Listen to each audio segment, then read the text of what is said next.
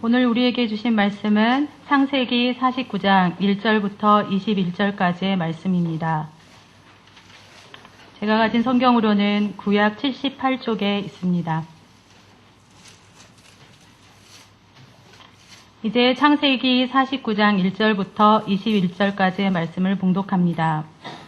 야곱이 그 아들들을 불러 이르되 너희는 모이라. 너희가 후일에 당할 일을 내가 너희에게 이르리라. 너희는 모여 들으라. 야곱의 아들들아 너희 아버지 이스라엘에게 들을지어다. 르우벤아 너는 내 장자요 내 능력이요 내 기력의 시작이라. 위풍이 월등하고 권능이 탁월하다마는 물의 끓음 같았은즉 너는 탁월하지 못하리니 내가 아버지의 침상에 올라 더럽혔음이로다. 그가 내 침상에 올랐었도다. 시므온과 레위는 형제요 그들의 칼은 폭력의 도구로다. 내 호나 그들의 모에 상관하지 말지어다. 내 영광아 그들의 집회에 참여하지 말지어다. 그들이 그들의 분노대로 사람을 죽이고 그들의 혈기대로 소의 발목 힘줄을 끊었음이로다. 그 노여움이 혹독하니 저주를 받을 것이요 분기가 맹렬하니 저주를 받을 것이라. 내가 그들을 야곱 중에서 나누며 이스라엘 중에서 흩으리로다. 유다야 너는 내 형제의 찬송이 될지라. 내 손이 내 원수의 목을 잡을 것이요 내 아버지의 아들들이 내 앞에 절하리로다. 유다는 사자 새끼로다. 내 아들아 너는 움킨 것을 찢고 올라갔도다. 그가 엎드리고 웅크림이 수사자 같고 암사자 같으니 누가 그를 범할 수 있으랴. 규가 유다를 떠나지 아니하며 통치자의 지팡이가 그 발 사이에서 떠나지 아니하기를 실로가 오시기까지 이르리니 그에게 모든 백성이 복종하리로다. 그의 나귀를 포도나무에 매며 그의 암나귀 새끼를 아름다운 포도나무에 맬 것이며 또 그 옷을 포도주에 빨며 그의 복장을 포도즙에 빨리로다. 그의 눈은 포도주로 인하여 붉겠고 그의 이는 우유로 말미암아 희리로다. 스불론은 해변에 거주하리니 그곳은 배 매는 해변이라. 그의 경계가 시돈까지리로다. 이사갈은 양의 우리 사이에 꿇어 앉은 건장한 나귀로다. 그는 쉴 것을 보고 좋게 여기며 토지를 보고 아름답게 여기고 어깨를 내려 짐을 메고 앞지 아래서 섬기리로다. 다는 이스라엘의 한 지파같이 그의 백성을 심판하리로다. 다는 길섭의 뱀이요 새끼의 독사로다.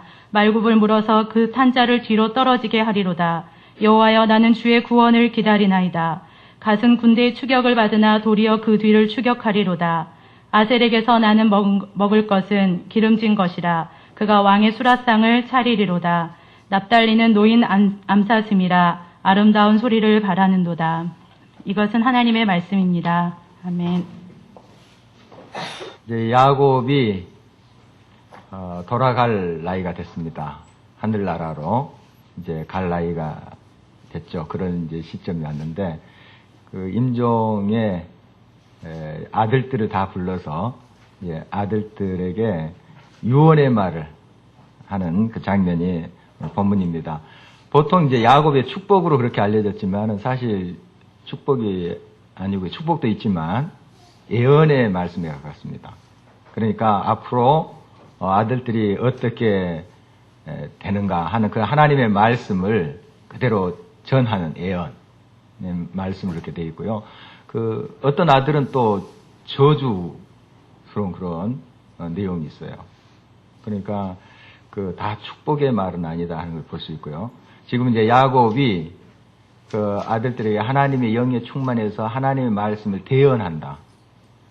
이런 이제 내용의 말씀이죠. 그리고 물론 이제 야곱이 또 사람이기 때문에 자기의 어떤 또 감정이 들어갈 수도 있는 것이죠. 하나님의 말씀에 한 그대로 이렇게 전하는 것보다도 또 자기의 감정이 약간 이렇게 비춰지는 그런 부분도 있음을 우리가 볼 수 있습니다. 잘 이제 우리가 분별해서 들으면 좋겠습니다. 먼저 1절 말씀 다시 한번 한 목소리로 읽어보도록 하겠습니다. 같이 읽겠습니다. 야곱이 그 아들들을 불러 이르되 너희는 모이라. 너희가 후일에 당할 일을 내가 너희에게 이르리라. 그 후일에 당할 일, 앞으로 일어날 일에 대해서 이제 말하리라 하면서 이제 쭉 아들들 한 명 한 명을 놓고 이제 예언의 말씀을 이제 하는 거예요.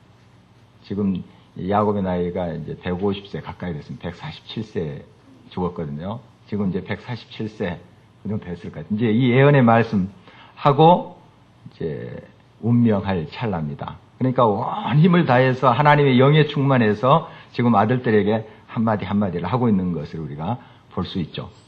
그 청명이 흐려지지 않고 지금 분별력을 가지고 하나님의 말씀을 증언하고 있는 말씀입니다. 그런데 이제 각 아들에게 이렇게 말을 하지만은 다 그 아들들이 모인 상태에서 하나들 이렇게 이야기하고 있는 겁니다. 물론 이제 시므온과 레위는 둘이 합쳐서 똑같이 예언을 해요. 그리고 나머지 아들들은 이제 한 아들씩 이렇게 예언의 말씀을 하고 있습니다. 야곱의 그 아내가 4명이잖아요. 4명인데 첫째 이제 아내 레아의 소생이 6명입니다. 그러니까 12명의 아들 중에 레아의 소생이 6명이에요. 그래서 먼저 그 레아의 소생을 쭉 차례대로, 물론 나중에 이제 스불론과 이사갈이 이렇게 좀 순서가 바뀌지만 어떤 첫째 아들부터 쭉 해서 6명을 예언하고 그 다음에는 조금 이제 왔다 갔다 합니다. 그렇게 해서 예언의 말을 주고 있는 것을 보게 됩니다. 오늘은 10 아들에 대한 예언의 말씀을 살펴보고요. 다음 주일은 나머지 2 아들 빌하의 라헬의 소생인 요셉과 베냐민을 다음 주일에 살펴보도록 하겠습니다. 먼저 이제 첫째 아들을 우리가 보겠는데요. 3절 말씀 다시 한번 보도록 하겠습니다. 같이 읽겠습니다. 루벤아, 너는 내 장자요, 내 능력이요, 내 기력의 시작이라. 이풍이 월등하고 권능이 탁월하다. 많은 이게 뉘앙스가 좀 고약합니다. 지금 이제 이풍이 당당하고 그 다음에 권능이 탁월합니다. 그러니까 장자기도 하고요. 그래서 그 첫째 아들 낳았을 때 야곱이 얼마나 기뻐했을까요? 늦지막하게 야곱이 결혼을 했거든요. 사실 70세가 넘었는 것 같아요. 야곱이 형 에서를 피해서 도망갈 때가 70세가 넘었어요. 우리가 굉장히 청년처럼 보이지만은 결혼을 그때까지 안 했습니다. 그 계산을 해보면은 나이가 그렇게 들어서 도망간 거예요. 쭉 계산을 해보면 어떻든 얼마나 기뻤겠어요. 첫 아들. 그래서 잘 키워버리라 하면서 아마 애썼을 것입니다. 그런데 이 아들이 그렇게 아주 탁월했던 것 같아요. 그리고 이 요셉 있잖아요. 요셉을 그 형들이 죽이려 했을 때 이 첫째 아들 루벤이 살리려고 합니다. 그런 내용을 우리가 이 창세기에서 발견해 볼 수 있죠. 어떻게든 이 요셉을 살리려고 그렇게 애를 쓰는 것을 보게 됩니다. 그런 이제 모습을 보면은 참 인간성도 있고 또 어떤 지도력도 있는 것 같아요. 사람이 그래도 괜찮은 사람입니다. 이 루벤이. 그런데 큰 실수를 저질렀어요. 큰 실수. 그것 때문에 장자권을 뺏겨버리는데 어떤 실수인가? 자, 4절 한번 보겠습니다. 같이 읽겠습니다. 물에 끓음 같았은즉 너는 탁월하지 못하리니 내가 아버지의 침상에 올라 더럽혔음이로다. 그가 내 침상에 올랐었도다. 무슨 말인가 대체? 아버지의 침상에 이 루벤 첫째 아들이 오른 거예요. 창세기 34장을 우리가 살펴봤는데 거기에 그 아버지의 첩 비라 있잖아요.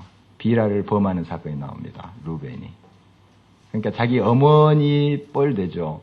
자기 친어머니는 아니지만은 그래도 어머니라고 부르는 그 사람이에요. 작은 그 각시라 하나요. 이렇게 보통 이제 옛날에 그렇게 부르는 그 지역이 있었습니다. 우리 동네가 그랬는데 작은 각시. 첩이죠, 첩. 첩의 그 침상에 오른 거죠. 이렇게 큰 죄를 범했습니다. 그것 때문에 아버님이 얼마나 마음이 무너졌겠어요. 그리고 정말 노했겠습니까? 큰 아버지의 상처가 됐죠. 내 침상을 더럽혔습니다 하는 말이 그거예요. 그러니까 참 사람 좋죠. 탁월하죠. 아주 월등합니다. 그리고 성품도 좋아요. 착해요.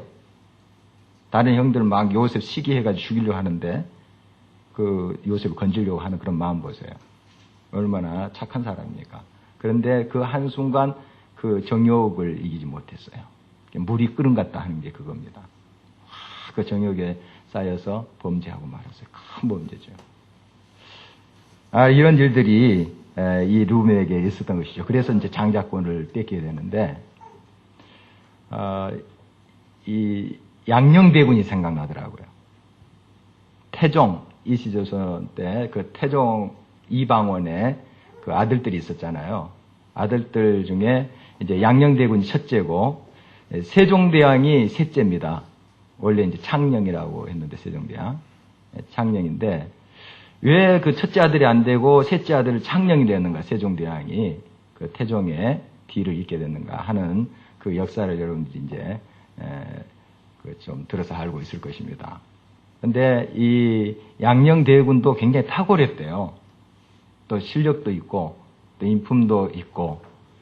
그래서 지난번에 불탄 그 남대문 숭례문 그 글씨가 양녕대군 글씨라고 그러더라고요. 그만큼 이제 서체도 좋고 얼마나 많은 또 고급 그러한 훈련을 받았겠습니까? 최고급 훈련을 받았겠죠. 그런 교육을 받았겠죠.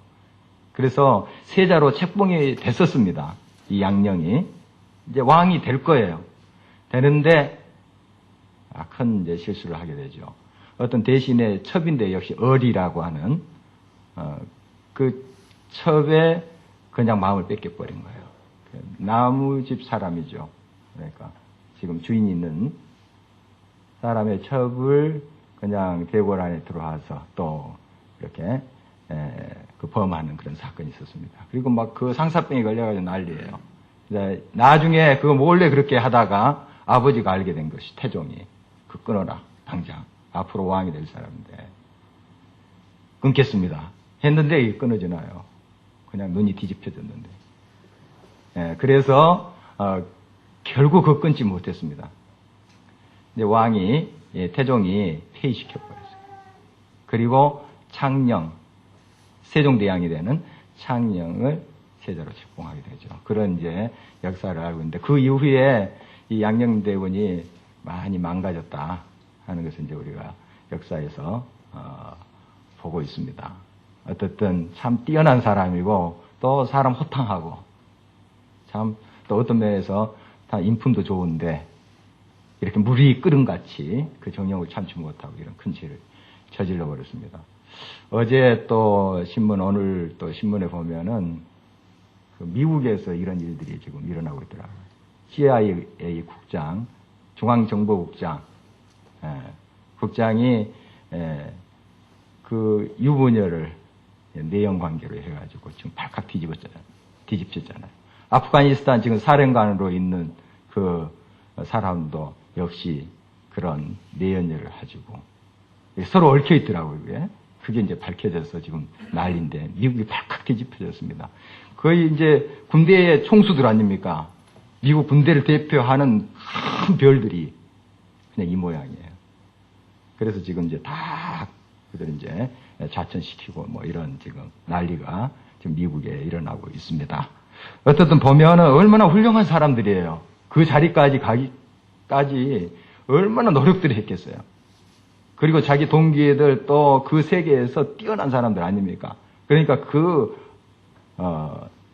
군대를 대표하는 자리까지 갔던 그런 사람들인데, 그러나 이런 루벤과 같이 이런 정욕에 발목이 잡혀서 무너지고 있는 것을 보게 됩니다.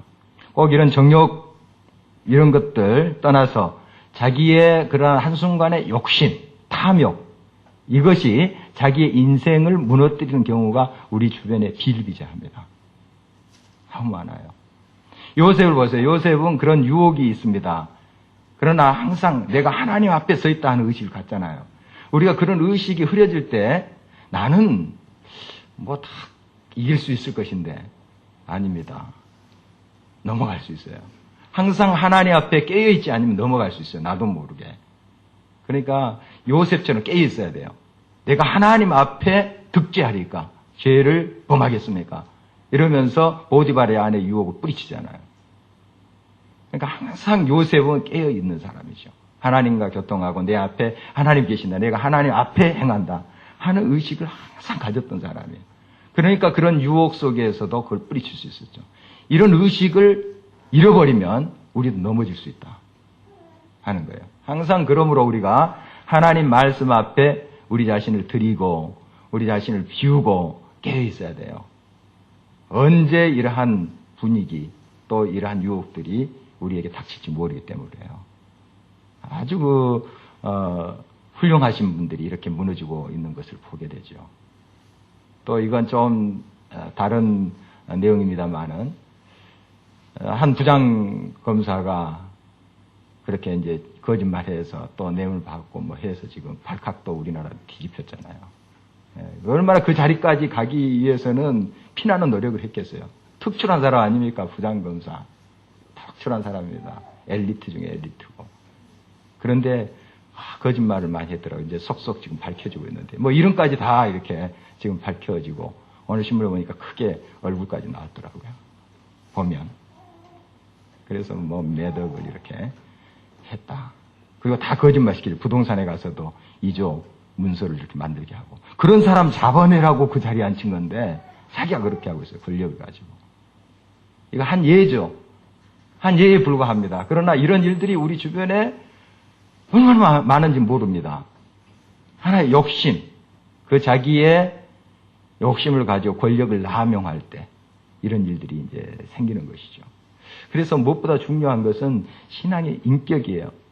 기본이 돼야 됩니다. 기본이 돼 있어서 하나님 앞에 나의 나약함을 인정하고 하나님이 나와 함께 하시면 나도 무너질 수 있다 하는 그런 겸손한 마음을 가지고 항상 하나님의 말씀을 순복하고 따라가는 그런 삶이 돼야 됩니다. 이게 기본이에요. 이게 하나님을 경외하는 것이죠.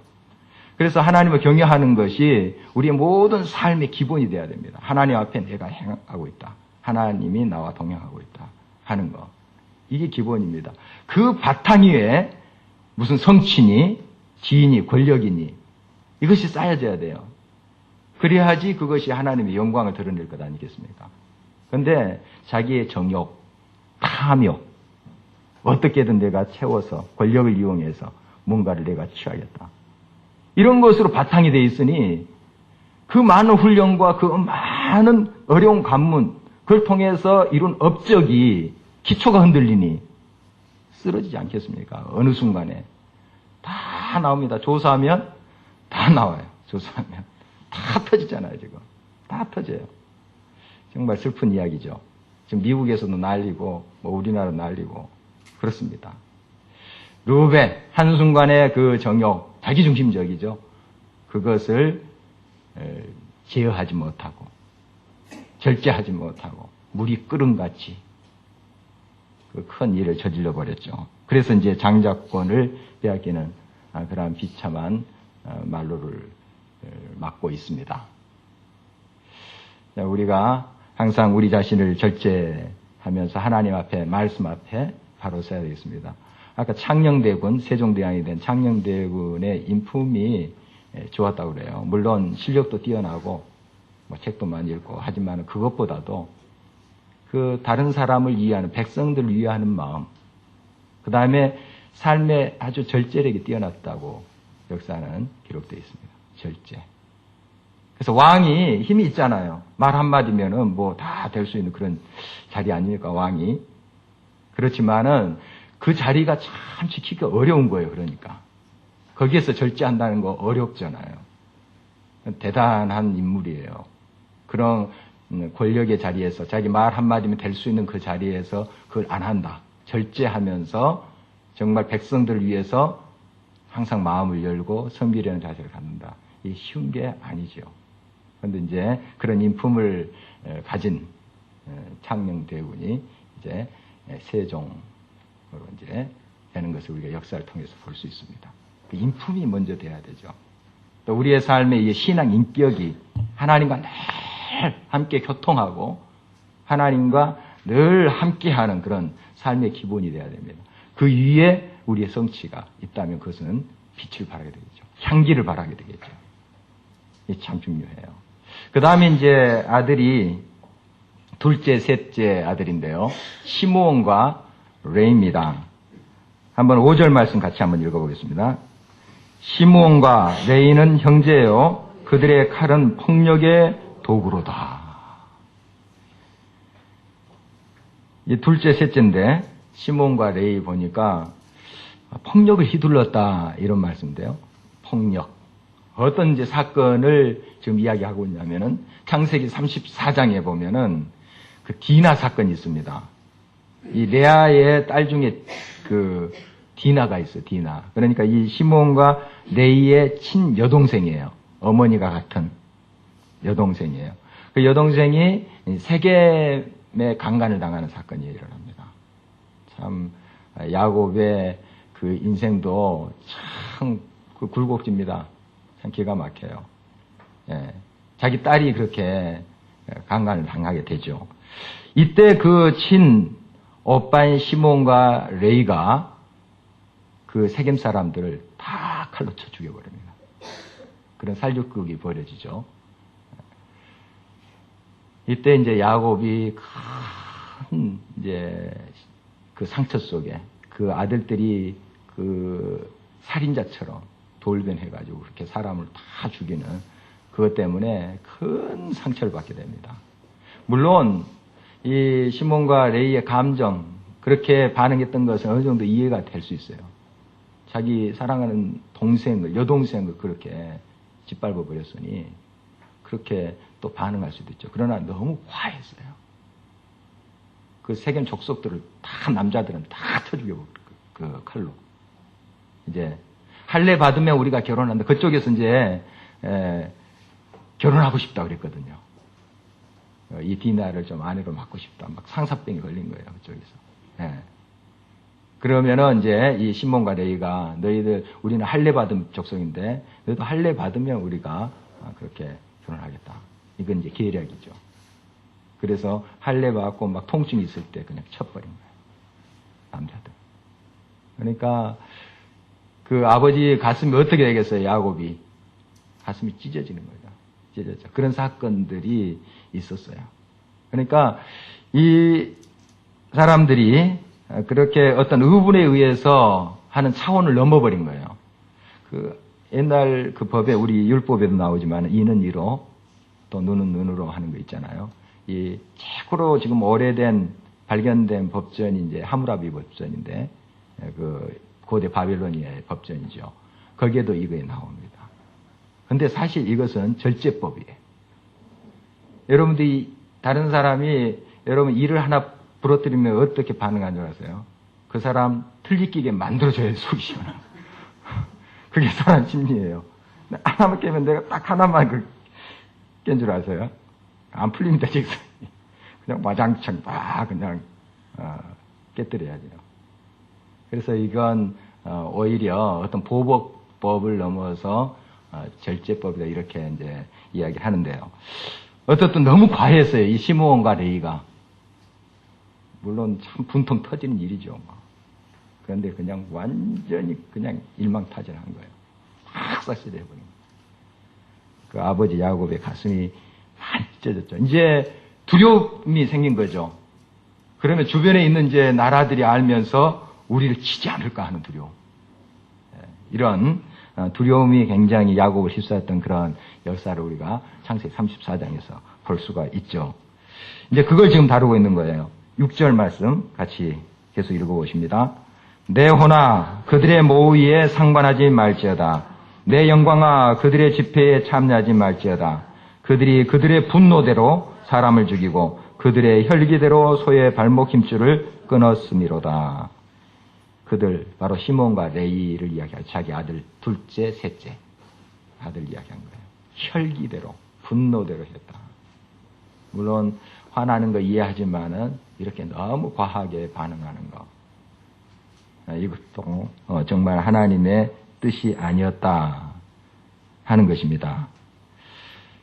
이제 그 결과가 무엇인가? 그 분노대로 혈기대로 했던 그 너무 과하게 보복했던 그 결과가 무엇인가? 7절 계속해서 읽어봅니다. 그 노염이 혹독하니 저주를 받을 것이요 분기가 맹렬하니 저주를 받을 것이라. 내가 그들을 야곱 중에서 나누며 이스라엘 중에서 흩으리로다. 보니까 이게 저주잖아요. 저주를 받을 것이다. 지금 축복이 아니에요. 하나님의 지금 영을 지금 충만히 받으면서 지금 그대로 대언하고 있는 것입니다. 아버지 야곱이. 그리고 또 그 아버지 마음속에 있는 것도 지금 감정이 좀 섞인 것으로 보여요. 어떤 100% 그냥 하나님 말씀 그대로 지금 예언하고 있지 않는 그런 모습이죠. 자, 이렇게 그대로 역사 속에 이루어지는 걸 보게 됩니다.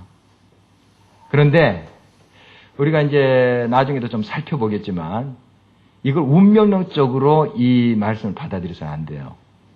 운명론적으로. 야, 이제 그렇게 아버지가 나한테 예언했으니 나는 이제 뭐 길을 써도 하나님 앞에 바로 서도 이제 이렇게 되니까 마음대로 살자.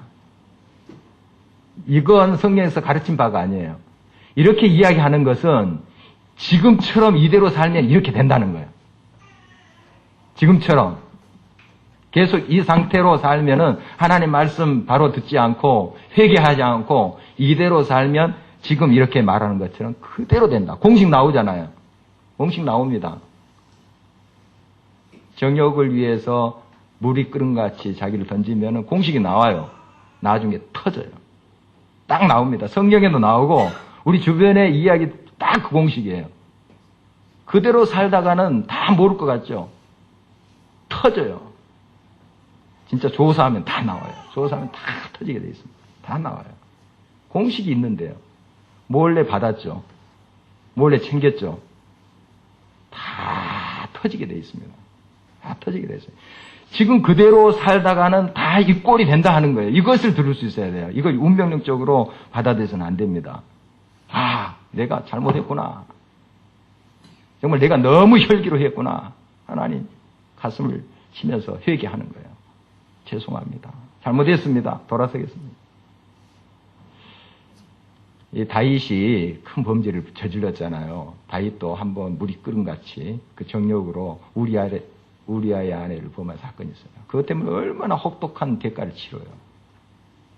자기 셋째 아들이 첫째 아들 목을 쳐버리고 눈앞에서 막. 또 셋째 아들 그 압살롬이 자기 죽이고 왕이 되겠다고 아버지 죽이고 왕이 되겠다고 쫓아오고 막 맨발로 산발 한 채로 도망가고 눈물 흘리면서 그러지 않아요. 다윗이. 다 그 사건 때문에 그렇습니다. 그 사건 때문에. 철저하게 회개합니다. 다윗이. 시편 보면은 내가 눈물로 침상을 띄우나이다. 하나님 죽을 죄를 졌습니다. 가슴을 찢어지면서 하나님께 회개하잖아요. 결국 하나님께서 그를 치유하십니다. 물론 혹독한 대가를 치르지만은 치유하세요. 그리고 이스라엘 백성들이 추앙하는 그 성군으로 세우십니다. 그러니까 운명론적으로 받아들여야 되면 안 됩니다. 그런 죄를 짓고 나는 이제 뭐 영락 없이 이제 저주받는 인생 하면서 그대로 살면은 그대로 되는 거예요. 그대로 저주받습니다. 다윗이라는 인물 완전히 우리가 보면은 아주 형편없는 인물이 될 거예요. 그러나 정말 하나님 앞에 그 잘못을 시인하고 회개했잖아요. 하나님께 온전히 돌아왔잖아요. 하나님을 붙잡았습니다. 하나님께 치유하세요. 지금 이렇게 이제 시몬과 레이에게 말하는 것은 아버지가 그냥 저주받아서 너희들 죽어라. 이런 그 심보를 가지고 그렇게 지금 예언을 했을까요? 정말 이 말을 듣고 이대로 살다가는 지금 이 결과 그대로 드러난다. 회개하고 그 분노, 혈기 탁 끓은 그런 혈기 버려라는 거예요. 그래야지 너희들 산다. 이대로 너희들 살다가 너희들 망한다 하는 거예요.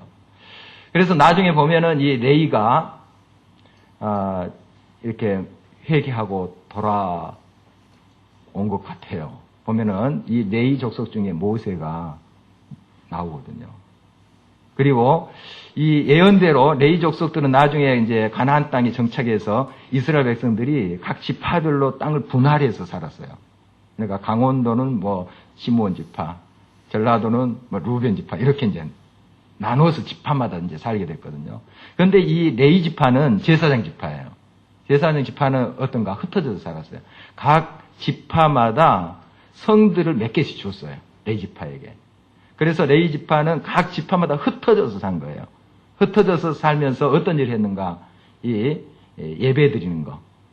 하나님 앞에 예배 드리는 것을 관장하고 이런 그 하나님을 경외하는 따르는 그런 것들을 이제 가르치는 그런 일들을 했던 사람들 레위 지파예요.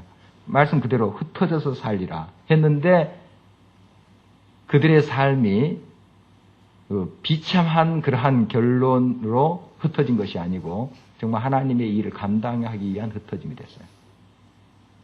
얼마나 아름답게 표현한 거예요. 그러니까 그 과정에서 그들이 하나님 앞에 온전히 돌이킨 거예요. 그 과정에서.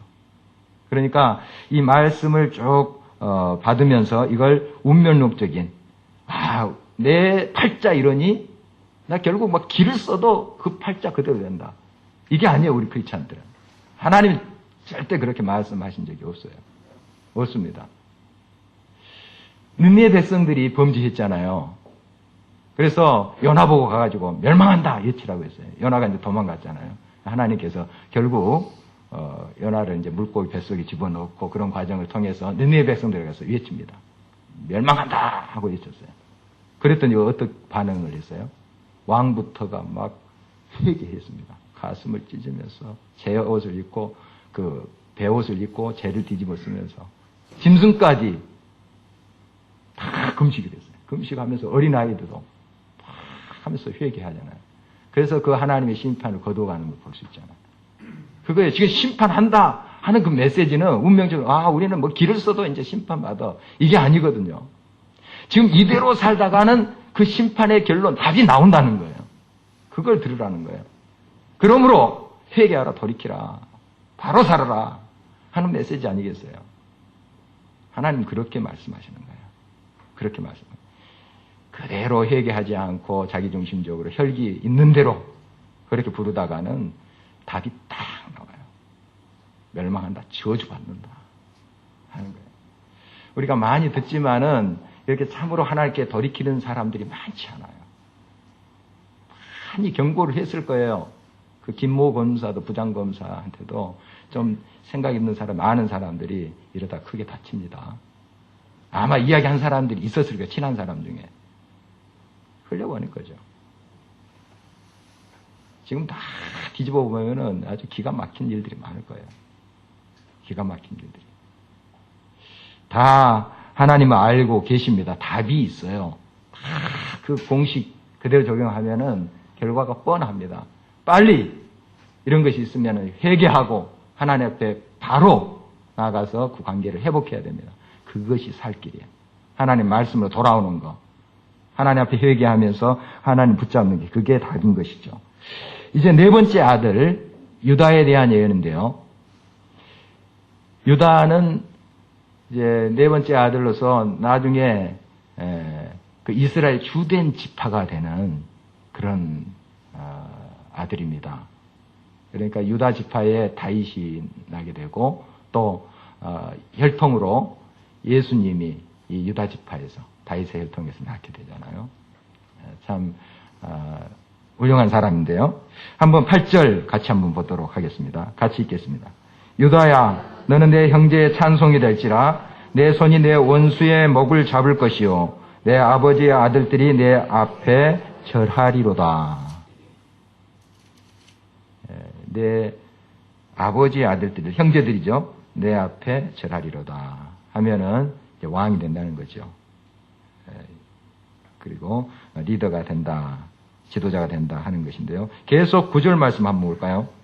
유다는 사자 새끼로다. 내 아들아, 너는 움킨 것을 찢고 올라갔도다. 그가 엎드리고 웅크림이 수사자가 같고 암사자 같으니 누가 그를 범할 수 있으랴. 이 사자, 수사자, 암사자 하는 거 힘이죠. 권력. 그리고 왕권을 말합니다. 그 10절에 있는 규라는 건 이제 왕이 이렇게 왕권을 상징하는 좀 짤막한 지팡이가 이 막대기 같은 거 그게 있나 봐요. 그래서 이제 그걸 딱 이렇게 들면 이제 왕 표시죠. 그 권위죠. 그걸 딱 들면서 뭐 판결을 내리고 했나 봅니다. 이 규. 이제 왕이 된다는 것이죠. 왕권을 이 유다 지파가 갖게 돼요. 앞으로 그렇게 됩니다. 거기에 이제 다윗이 또 왕권 잡고 다윗의 자손들이 쭉 또 통치를 하는 그 모습을 우리가 보게 되죠. 10절에 보면 실로가 오시기까지 이르리니 많은 이제 해석이 있는데요. 이 신학자들이 이제 좀 많이 동의하는 그 내용이 이제 메시아, 실로가 메시아라고 이렇게 해석을 하고 있습니다. 이 메시아가 이 유다 지파를 통해서 온다. 그렇죠. 우리 예수님이 이 유다 지파 혈통을 통해서 이제 오시죠. 이것을 미리 지금 말하고 있는 것이죠. 예언하고 있는 것이죠. 이 유다라는 사람도 완벽한 사람이 아니에요. 우리가 창세기 또 이렇게 보면은 저 큰 실수하는 게 또 나옵니다. 그러나 이 사람이 훌륭한 것은 뭐냐 하면 자기의 잘못을 뉘우쳤다는 거예요. 철저히 해하고 돌이켰어요. 돌이키고 이 유다를 보면은 쭉 창세기를 살펴보면 굳은 일에 앞장서요. 항상 그렇습니다. 굳은 일에. 그리고 이 유다 때문에 요셉이 이제 그 죽임을 당하지 않습니다. 팔려가요. 우리가 팔자 죽일 이유까지 있냐 하면서 이제 요셉을 이제 팔게 그렇게 만든 사람도 이제 유다입니다. 죽이지는 않고. 이런 거 보면 또 이렇게 그 곡식을 얻으러 형들이 이렇게 가고 하는 그 과정 속에서 이 유다가 많이 나서요. 아버지도 설득하고 막 하는 거 보면 굉장히 그런 이제 좀 리더십이 있는 사람이고 굳은 일에 자기가 몸을 던질 줄 아는 그런 사람이죠. 그리고 이스라엘 백성들이 출애굽해서 광야 생활할 때 그 군대 진영처럼 이렇게 진행을 했습니다. 그냥 멀려서 이렇게 행진한 것이 아니고 착 군대 진영처럼 이렇게 움직였어요. 그리고 주둔할 때도 마찬가지예요. 가운데 성막, 하나님의 성수 있죠. 해놓고 세 지파, 동서남북 12지파가 뺑 둘러 이렇게 진을 쳤어요. 이게 동편이 굉장히 중요한데 동쪽에 바로 유다 지파, 그 다음에 두 지파가 옆에 같이 있었어요. 유다 지파가 제일 숫자도 많았고 그래서 굉장히 그 모든 일에 앞장서서 하는 지파가 이 유다 지파예요. 그러니까 유다가 그 아버지 선조가 그런 또 그 삶을 살았고 그 자손들도 그런 어떤 의식을 가지고 역사에 참여했던 것을 보게 됩니다. 11절 한번 볼까요? 같이 읽겠습니다. 그의 나귀를 포도나무에 매며 그의 암나귀 새끼를 아름다운 포도나무에 맬 것이며 또 그 옷을 포도주에 빨며 그 복장을 포도즙에 빨리로다. 이제 말씀을 하는데요. 보통 이제 나귀를 포도나무에 매지는 않습니다. 포도나무 상하잖아요. 나귀가 막 잡아당기고 하면. 포도나무가 귀한 나무인데 이스라엘에 그들의 그러한 모든 산업의 기본이 포도나무와 무화과나무, 감람나무 이거거든요. 굉장히 중요합니다. 그 당시에는. 지금도 물론 중요하겠지만. 근데 나귀를 포도나무에 맸다. 보통 이제 여러 잡나무에 이렇게 좀 뭐 뽑혀도 상해도 될 그런 나무에 나귀를 매죠. 근데 포도나무에 맸다는 것은 포도나무가 그만큼 흔했다는 거예요. 그러니까 풍성했다는 거죠. 풍성했다. 나중에 쭉 이제 그 묘사하는 거 보면은 옷을 포도주에 빨며 진짜로 포도주에 옷을 빨았겠습니까? 그만큼 물처럼 흔했다는 거예요. 이 포도주가 풍성했다. 풍성하리라. 그의 삶이 풍성하리라 하는 복이에요. 정말 하나님을 위해서 또 여러 사람들을 위해서 자기를 희생하고 또 섬길 줄 아는 사람의 복이죠. 하나님 꼭 그렇게 갚으십니다. 우리 한 집사님이 며칠 전에 그런 말씀을 하더라고요. 지금 국수 먹는 날에 와서 섬기는데 오히려 자기가 더 기쁨을 누리고 한다 하는 말씀 하셨어요. 자기가 더 그 시간에 생기, 활력을 얻고 간다. 몇 시간 거기 투자해야 되거든요. 와서 막 섬기고 또 봉사하고 하는데 오히려 더 힘을 얻고 간대요. 그래서 너무 그날이 기다려진다는 고백을 했어요. 그렇습니다. 이 유다가 그런 성품의 사람이에요. 섬김이 기쁨이에요. 그래서 막 굳은 일에 가서 섬기고 그 자손들이 잘 되지 않습니까? 자손들이 물론 유다가 완벽하지도 않고 그 자손 중에 아주 고약한 사람도 많습니다만은, 그러나 대체로 보면 그 자손이 잘 되는 걸 봅니다. 이제 나머지 이제 그 아들들도 쭉 이야기하는데 좀 좋은 이제 내용도 있고 조금 거슬리는, 귀에 거슬리는 그런 내용도 있습니다. 어떻든 오늘 이제 말씀 통해서 이렇게 보면 이런 이제 예언의 말씀을 운명론적으로 받아들여서는 안 된다는 거예요. 이 말씀 들을 때 지금 이대로 살면 결국 이렇게 된다, 확실한 답을 이야기해 주는 거예요. 그러니까 이 말을 들을 때는 빨리 저주의 그런 예언이 됐을 때는 빨리 돌이켜야 되죠. 하나님 죄송합니다 하고 하나님 앞에 나가야 되고, 축복의 그러한 예언이 된다면 하나님 감사합니다, 부족한데 이렇게 복을 주시니까 더 겸손할 일이에요. 자만해서는 안 되고, 이렇게 우리가 이런 말씀을 받아들여야 됩니다. 그리고 우리는 이러한 그 말씀을 받을 때마다 항상 하나님 앞에 서 있음, 그런 의식, 하나님 앞에 내가 항상 있음을 항상 깨달으면서 하나님의 말씀에 온전히 우리의 자신의 삶을 맞춰 가야 된다 하는 것을 우리가 이 말씀 속에서 깨달아야 되겠습니다.